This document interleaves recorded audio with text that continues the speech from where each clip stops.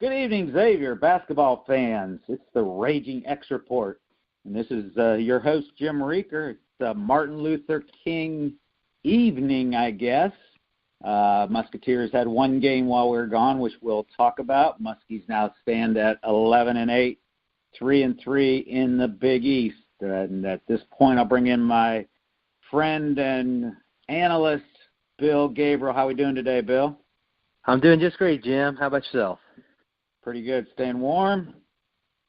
Doing my best. Doing your best. Get some sledding in today with the kids. Had a day off, right, for Martin Luther King Day? Heck no, I got the little one out there shoveling the driveway. He put in some work. Good job. That's you got to use that labor while you still have it. That's right. All right, let's get to the Muskies. One game, kind of a week off, and kind of a strange Friday night game for the Musketeers. First, I think, Big East game on a Friday night anyway, in their short history, 5-6 year history. And it was, as it was billed, the defending national champions against the defending Big East champions. It just, I feel like the Musketeers don't get any credit for that great accomplishment last year, that everybody kind of forgets that they were the Big East champs. I guess part of it was because they didn't beat Villanova last year. Yeah, not beating Villanova and then exiting the NCAA tournament the way they did, I think kind of, reduces that memory on that fact. But, yeah. Overshadows the great accomplishment.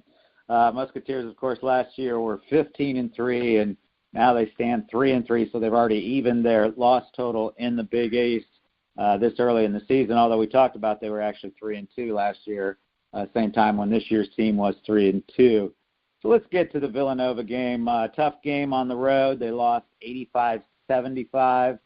I don't know. Are there moral victories at this point? It was not a game that I expected, really was overly confident that they were going to win, having had great teams go there and not do very well. In fact, before we went on the air, we were just speaking. They got beat, I think, by 20-plus points both times last year in the Cintas Center and out there.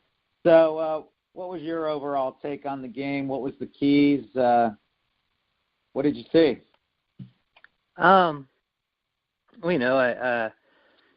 First half, man, Xavier just got blitzed by what they were doing to them. Jay Wright's a really good coach. He came up with a scheme that he knew Xavier was going to start the two bigs, and he was going to take advantage of it. He put them in situations where they could not execute their defense because they were doing what they were coached to do and had been doing all year, and Villanova just flat out ball screened them to death that first half and made it difficult for them to be successful on the defensive end at all, and they were either getting threes or dunks, it seemed. And that first half was just really ugly from Xavier's side, shooting the ball as well. They just weren't putting the ball in the basket with much consistency. Overall, the whole game, it got a little better for X. I think they ended up 28 for 64 from the floor, 6 for 18 from three. But I think the first half they were like 1 for 7 from three-point line. That just that's tough. Overall in the whole game, you got Villanova making 15 three-pointers to Xavier's 5 right there. I mean, that's just tough to overcome from a scoring standpoint when you're getting outscored by 30 points from the three-point line. Xavier was outshot percentage-wise by Villanova, and they were out-rebounded by Villanova, although Xavier had more offensive rebounds. I think they had 2 more than Villanova. So, it just came down to shooting the ball, and Villanova just did it a lot better. Yeah, and early on, though, Zach Hankins came out of the chute. I think he scored 10, 12 of their first 14, 16 points. He didn't play a lot in the second half. Do you think that was because of I think he was the one that was kind of getting taken to school on the slip screens and was giving up the dunks at the baskets on those switching motion early on, and maybe that's why he wasn't in the game as much as maybe you thought he should have been.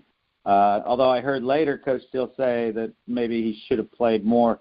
What was your thoughts of that, or have you read or heard anything why he didn't play that much in the second half?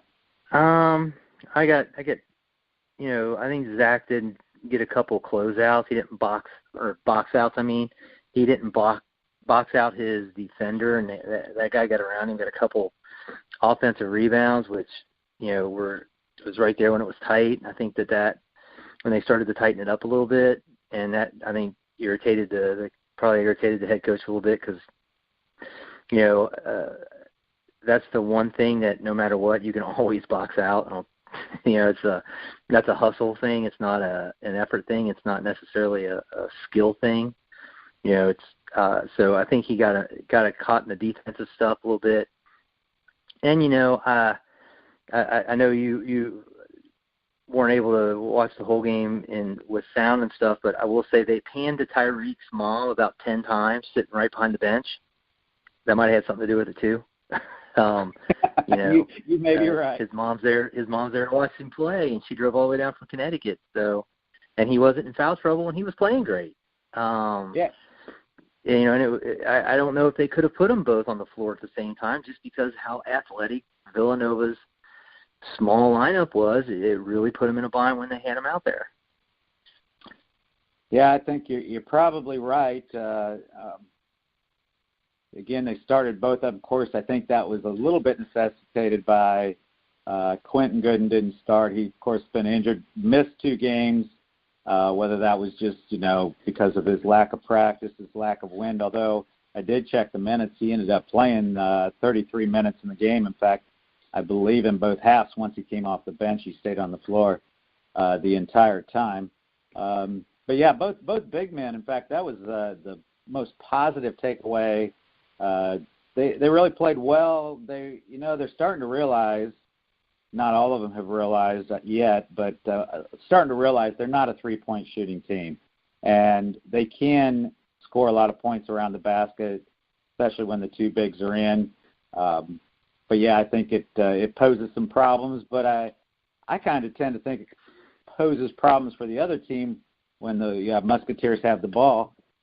It'll be interesting to see how they play going forward because you have to agree Hankins and Tyreek are 2 of their better players and scoring options especially. In fact, I think in that I was watching a little bit of the rebroadcast, they said that Hankins actually leads the Big East in field goal percentage.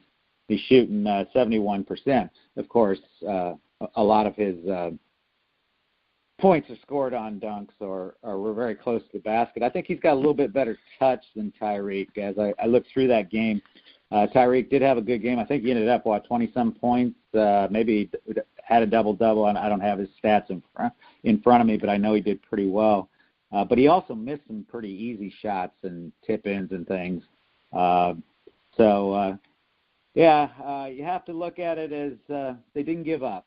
They played hard.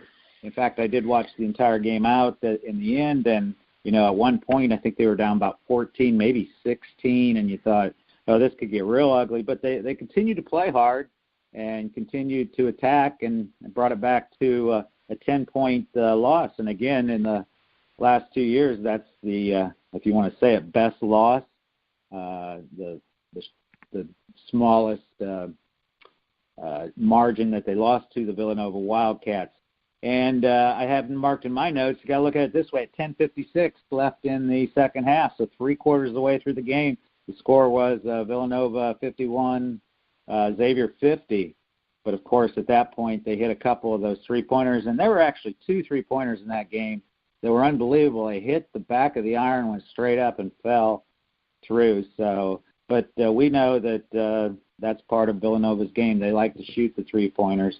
I got to think, though, that that's probably been their downfall a little bit this year. I don't think they're as great of a three-point shooting team that they've been as they have been in the past, and I think that will come to bite them a little bit maybe down the road. In fact, I'm kind of looking forward to when the Wildcats come to Cintas, because I think the Muskies can play with them, and maybe they can pull off an upset when they come here. But I think you have to agree, or I'll ask you, do you think they continue to improve? Oh, yeah, I think they got better. I think everybody got a little better with Quentin out. They locked in, focused on, and now he's back. So by having him back from the injury, that's going to help him out. I think they really for the most part, understand how to play together as a team. I mean, there were, they made 28 baskets. I think they had 16 assists on the 28 baskets. So, but there was a lot. I mean, because Villanova was throwing up so many threes, there were a lot of long rebounds that led to them trying to break and run in that game, and probably that was part of their plan to try to get down the floor before Villanova could get set in their defense. So it didn't look like they were looking to just walk the ball up or bring it up slowly. They were trying to run some. Of course, being behind, you got to do that too to get points quick. They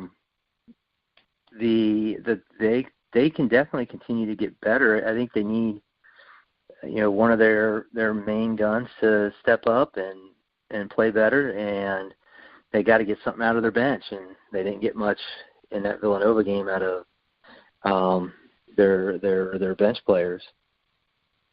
Other than Quentin, but he kind of is a starter who was on the bench because of injury.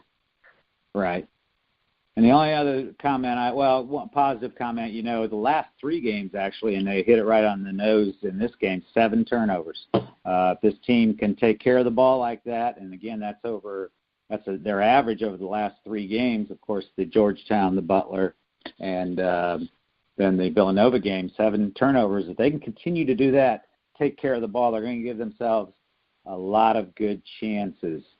Well, a couple things. I want to get your opinion on some things, just some kind of interesting things, see what you think. We're 1/3 through the Big East season. 6 of the 18 games have been played. From the non-conference, the end of the non-conference till now, over a 6-game stretch in the Big East, who do you think on the Musketeers' roster has improved the most? I'm gonna go. That's to me. I think it's a no-brainer. It's Paul Scruggs. He's playing really well. I mean, he didn't have a great game scoring-wise against Villanova, but he didn't have a bad game either. It's just basketball is opportunities, and he wasn't getting, with the way they were defending him, much of an opportunity. But he, I think he's been the best, most improved since they've got into Big East play.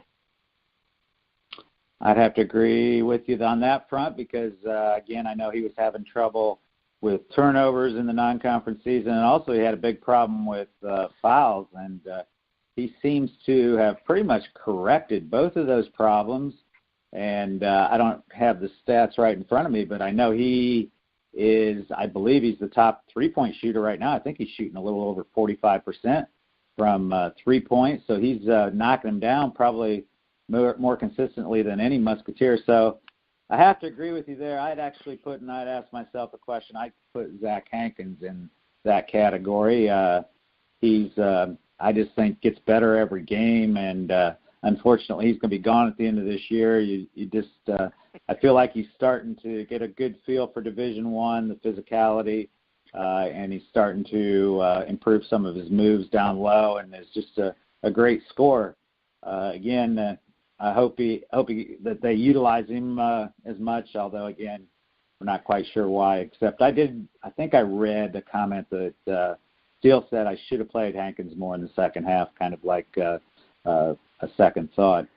On the other side of this question of this area, let me ask you this. In order for the Musketeers to move forward and have a positive end of their season, the last 12 Big East games, Big East tournament, and whatever comes after that, we, of course, hope the NCAA, we might talk about that in a little bit, what needs to happen there. But who do you think really what one player needs to improve to really make them a much better team? I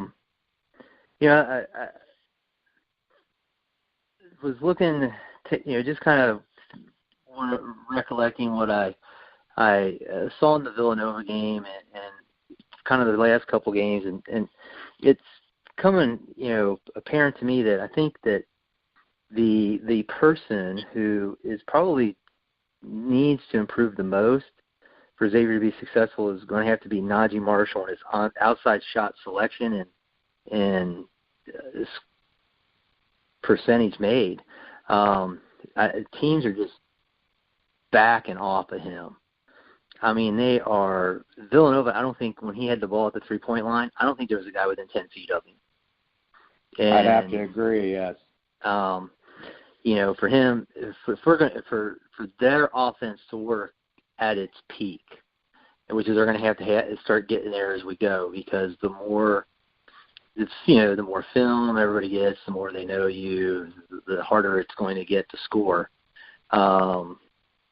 He's the guy, I think, who he, from this point on, with the remaining games, shoots close to 30% from three. That's going to make them so much better. It could be great to throw, Kyle Castlin in there, Elias Harden, Keontae Kennedy, and say, hey, we need more out of those guys. They do, but their more is 6 to 8 points. Najee's more is 6 to 8 points on top of what he's already doing, and I think that's the thing that will make them so much better and put him, from I think he's averaging around 13, 14 a game up into the 17, 18 a game over the next remaining part of their schedule. And I think that's the big secret for their success moving forward, is him being better. Yeah, I agree.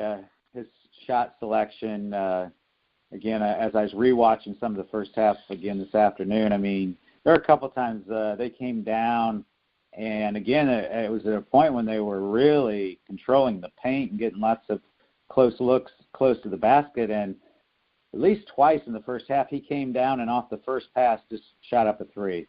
And again, if that's a shot you have with only 5 seconds left on the shot clock, okay, go ahead and take it, but there were 25 seconds left on the shot clock, and there obviously was maybe a better shot to be had.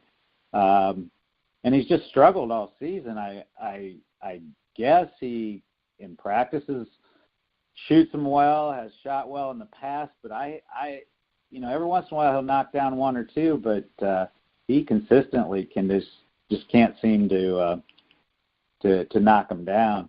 The player that I think we can get more out of and has played a lot better overall, but I think just really needs to be able to, number one, be able to get the shot, and number two, hit it, is Ryan Wellage. I mean, the guy, shot, I think, high 30%, maybe close to 40% three-pointers out of San Jose State. In fact, somebody on a bulletin board wanted to know if the rims were bigger out of San Jose State or something. Because we've seen, I think there was one non-conference game he hit maybe 3 or 4 in a row, but just seems like he hasn't found it yet. And hopefully maybe he just doesn't feel comfortable yet. Part of it is, of course, he's not great at creating his shots, but I still think the Musketeers can run sets to get him open. And I think they do, They seem to, find him open, especially when he first gets in the game a couple times. If he could knock a couple of those down, now he adds to the mix. So that's the guy I'd really like to see step it up, and I think could make the Musketeers much more potent on offense. All right, next topic. Let's, again, a third of the way through the season, well over halfway, or a third of the way through the Big East season, well over halfway through the overall season. Talk about Coach Steele. You're a teacher. What kind of grade would you give him at this point? What are the positives? Where do you think he can improve? Well, we'll withhold a letter grade on him right now, but we will definitely give him some. We'll give you some standards here, because I think he's he's so new at being a head coach that there are times when, especially if he gets into the league here and people are watching their stuff and how they do things, but as Jay Wright did with the high screen action, they're going to find something that they can exploit, and they're going to take advantage of it and exploit it until you adjust.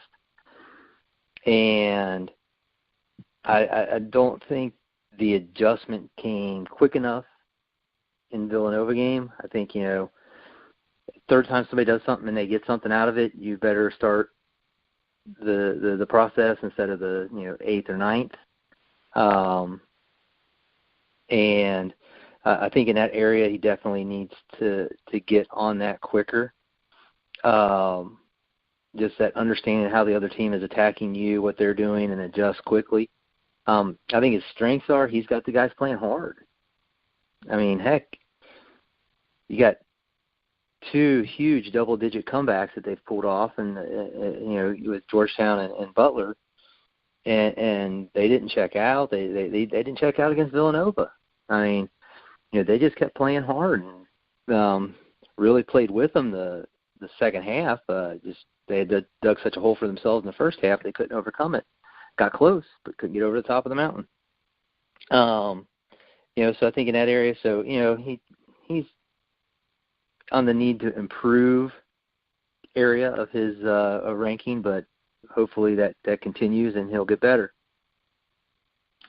Well, I'm on board with your strengths. I have exactly the same thing, that they play hard for him, and again, part of that I think, they like him. He was a popular assistant coach, and so they want to see him do well, and when they don't do well, I think they don't like the fact that he sometimes is maybe being criticized. The thing, kind of the same light you're talking about, I just think he maybe needs to hold players a little more accountable when they aren't doing what they're supposed to, make mistakes. I just remember Chris Mack, you almost knew when somebody did something glaringly bad, took a bad shot, didn't block out, whatever, they were coming out of the game right away. And I think sometimes I'll use Najee Marshall as an example. I mean, he takes bad shots, and Najee Marshall doesn't come off the floor. And I think sometimes he gives a pass to maybe the so-called stars. But you're right. He's a new coach. Everything's new for him. He's trying to figure it out.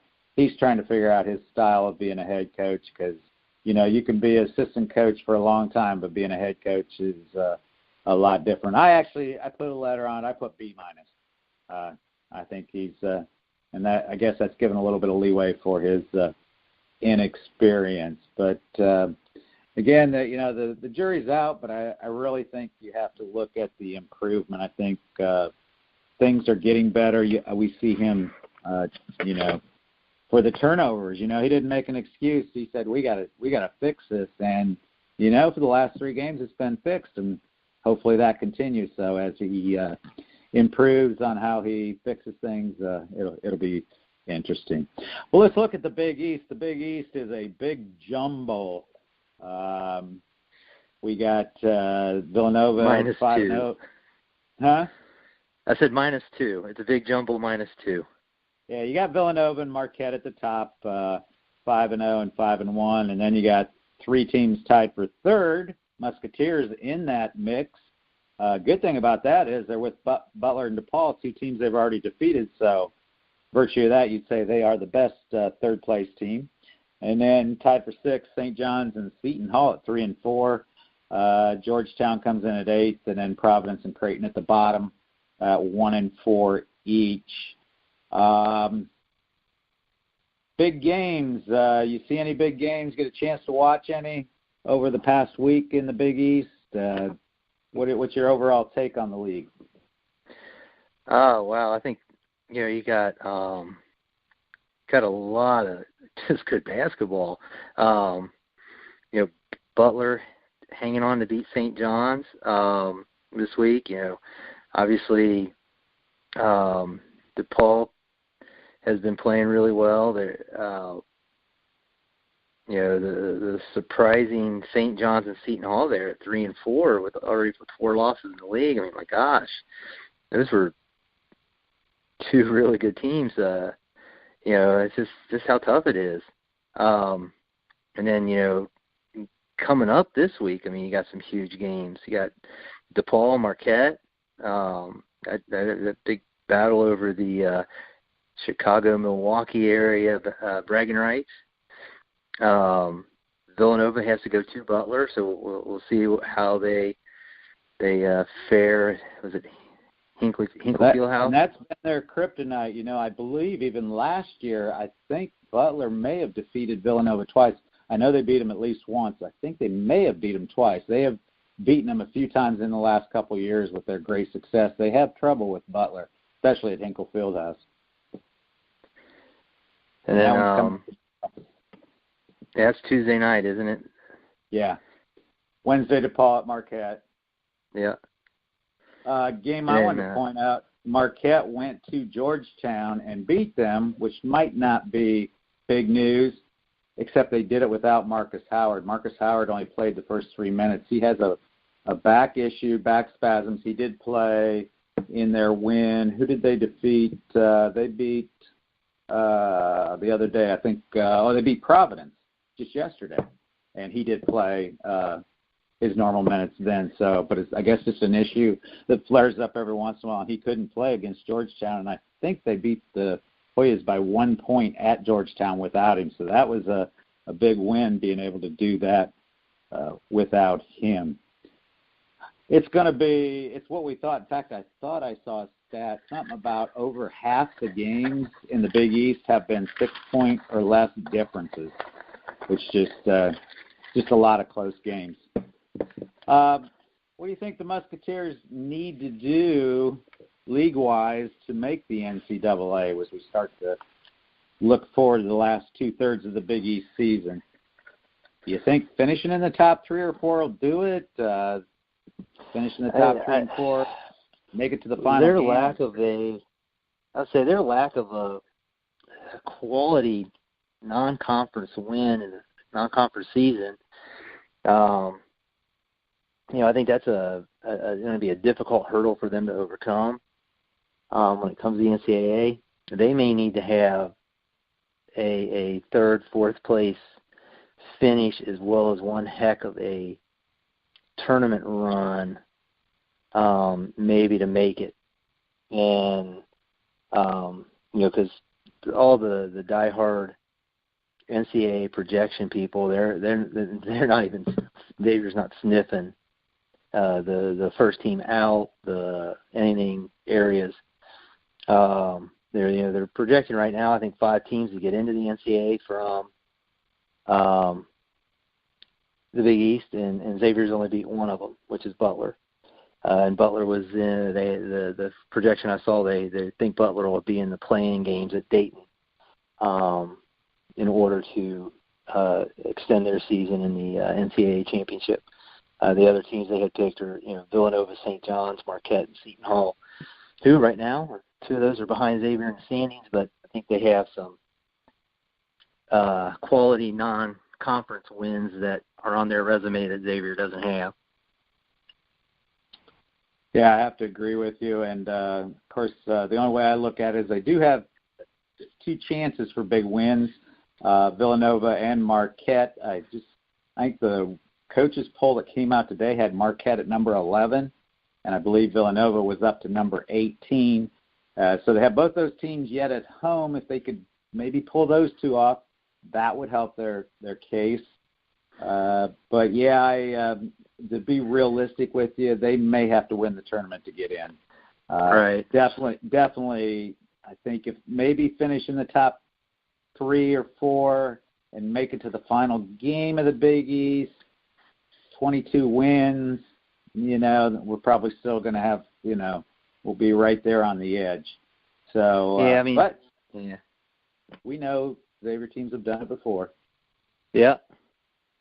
I think the realistic goal for the team right now is to finish at least in the top 6, which I think is totally within their capability. Doing that, means that they would have to only play 3 games to win the Big East tournament and not 4. Very, very difficult, I think, to come out of that 7 through 10 bracket where you have to play an extra game and play 4 games in 4 days against the competition that, as close as it is, that would be a miracle. Although, again, we remember Xavier did it back a long time ago on a team that got on a roll with Lionel Chalmers and actually made it to the Elite 8. So anything else about the Big East before we move on to the upcoming games, a little preview? Just it's unbelievable how how just tight the standings are there in that middle of the pack group, and we'll see what happens as Villanova and Marquette progress through the season, if they can continue to pace themselves, that keep pace with each other in the 1-2 slot there. Yeah, the both of them depend so much on the 3-point shot. I just believe that they're gonna go down a few times, but probably one of the two will end up winning it. All right, next up on Wednesday night is the Providence Friars. Kind of a surprise team. I think they were slotted a little bit higher. In fact, I think some of the coaches maybe had them in the top 4, sitting at 1-4 in the Big East right now, 11-7 overall. Got the Friars at home. Thing that scares me about this team is I think this team is desperate. In fact, they were 0-3, and they happened to be able to beat a very good Seton Hall team. But I think that they feel that, if they lose at Xavier, go 1-5,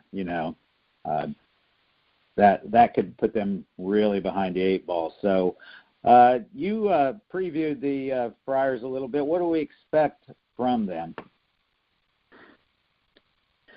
I think, all things go through Alpha Diallo right now for the Flyers. He's their leading scorer, 17.2 points per game, leading rebounder, 8.6 rebounds. He's shooting 38% from 3, and he's their do-it-all player.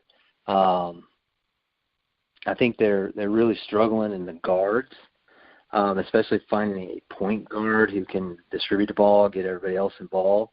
I think he's kind of doing a little point forward action with Alpha Diallo to kind of take some pressure off their young guards.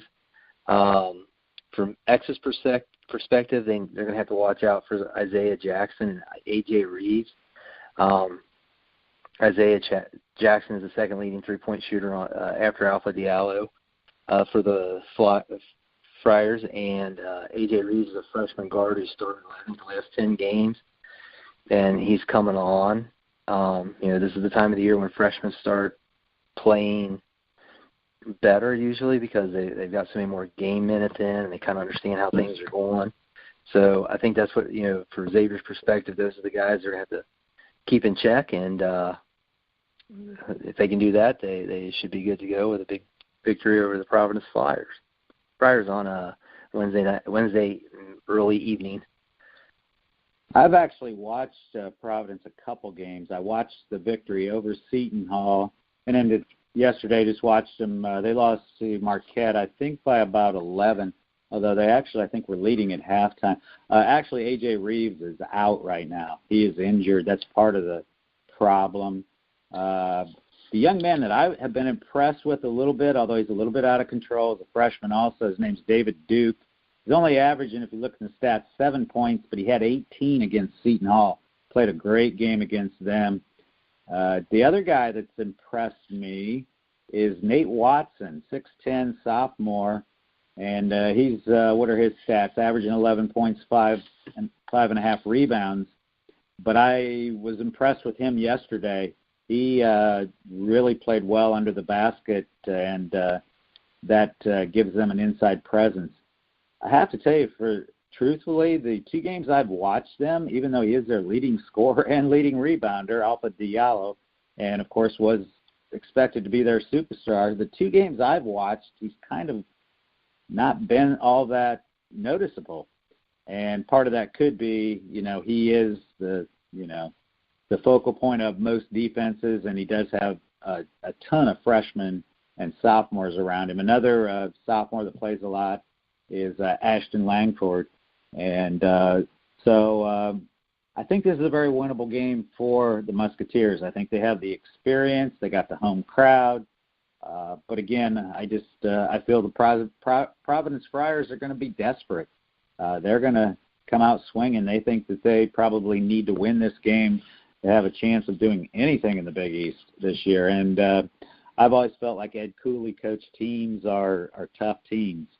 And, the Friars beat, they were the other loss the Musketeers suffered last year with the two Villanova losses in the Big East. So I think it's a very winnable game, but they're going to have to play well. So we move to Marquette. Of course, we already played Marquette once, and that was maybe the worst performance of the season. Got to stop Marcus Howard, but it's just not Marcus Howard, is it? No, it's you got to worry about the two Hauser boys, and then the pop-up player. They seem to have a player who pops up and plays well every in a game, and it kind of rotates around through some guys. I think the last game for Xavier, that was Sakara Neem. He would lit them up for 20 points on 9 for 14 shooting. So you pay too much attention to Marcus Howard and the two Hauser brothers, and then somebody else gets you. But yeah, Howard's averaging 24.4 a game. Sam Hauser is 14.9. Joey Hauser is 10.4. And then everybody else is kind of jumping around 5-6. But then they have a game where they go off, like Neem did against Xavier for 20 points. They're playing a little bit better defense, I think, than it was kind of projected that they would play. They obviously can score buckets at a pretty good pace. So they're a very difficult team to stop. Yeah, and Marcus Howard's only 5'10", but the Hauser brothers I think go 6'8", 6'9", and they're shooting 3-pointers and just like on Sunday. And it seems like one of them's always hot, and not always the same one every game. And I've never really seen a game where they've both been just drilling it, but it seems like one of them is always on fire. And so lots of 3-point weapons. I think the key for the Xavier Musketeers is they just hope that they have a bad shooting night, because when they're hitting it, especially when Marcus Howard's hitting it, he can light it up. I think he's gone for over 50 a couple times and 40-plus a couple more times. He's close to the top of the country in scoring. You said 24-point-something. Actually, I've heard people say that he may be a candidate for National Player of the Year. Of course, that'll probably have a lot to do with how far the Golden Eagles go.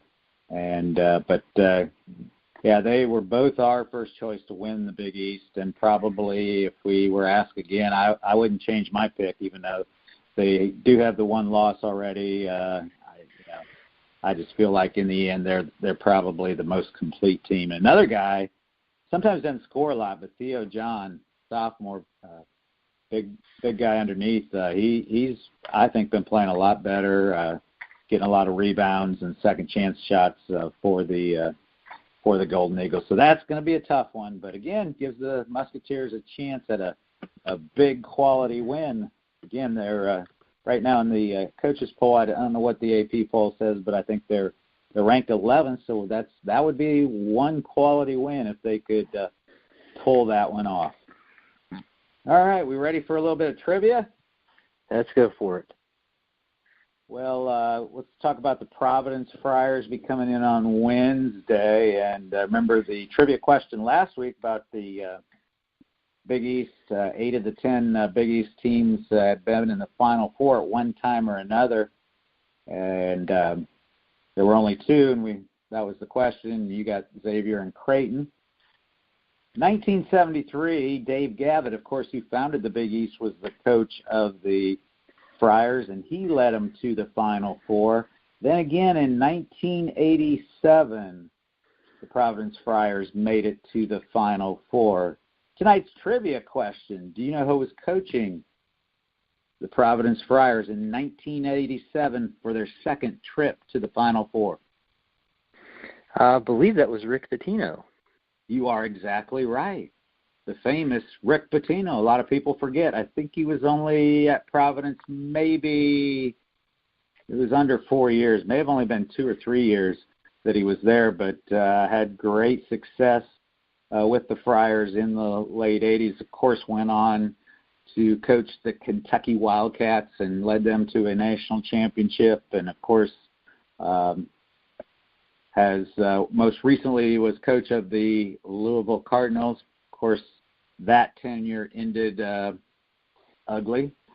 But, you know, I didn't realize this. He's the only coach in NCAA history to take 3 different programs to the Final Four, that being Providence, UK, and Louisville. So that's tonight's trivia. Good job. You're on that one. Well, I believe his point guard now was Billy Donovan when he was at Providence. I'm almost positive you are right there. Of course, he's in the NBA now, isn't he? I think. I can't keep track of those guys and where they're at now. I was going to say he was at Florida, but I think he left Florida a few years ago, and I believe he's coaching in the NBA. All right. Well, a big week for the Musketeers. I'd like to see them breaking home two wins. Again, we're sitting in third place, and just got to take it one game at a time. Any final thoughts before we sign off tonight, Bill? Just want to see the Muskies play real hard this week, and hopefully they get a couple W's. And just a reminder to fans, first 3,000 fans get a commemorative print of the Big East Championship from last year.